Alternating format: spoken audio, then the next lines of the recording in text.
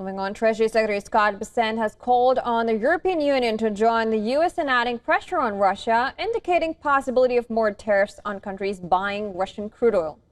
The Trump administration has already imposed 25% additional tariffs on India for its oil trade with Russia.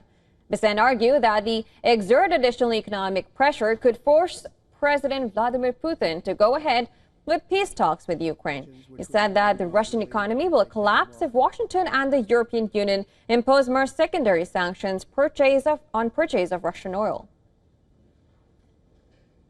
Prepared to increase pressure on Russia, but we need our European partners to follow us, because if the U.S. and the EU do this together, we are in a race now between how long can the Ukrainian military hold up versus how long can the Russian economy hold up. And if the U.S. and the EU can come in, do more sanctions, secondary tariffs on the countries that buy Russian oil, the Russian economy will be in full collapse, and that will bring President Putin to the table.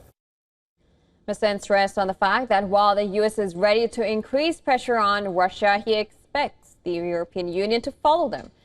Interestingly, European Union continues to purchase refined petroleum products from India, which are made from the same crude oil that New Delhi buys from Moscow.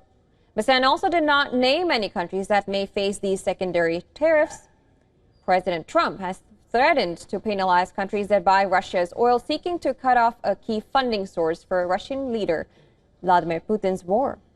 But has so far only hit India with so-called secondary sanctions, ignoring countries like China and Turkey, who also do massive business with Russia.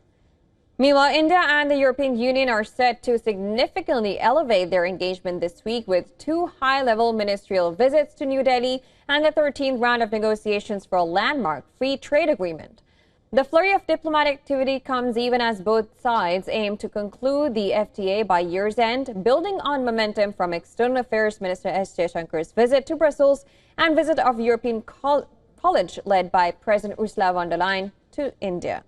European Commissioner for Agriculture and Food Christoph Hansen and Commissioner for Trade and Economic Security Maros Sefcovic will arrive in New Delhi, coinciding with the 13th round of FTA talks.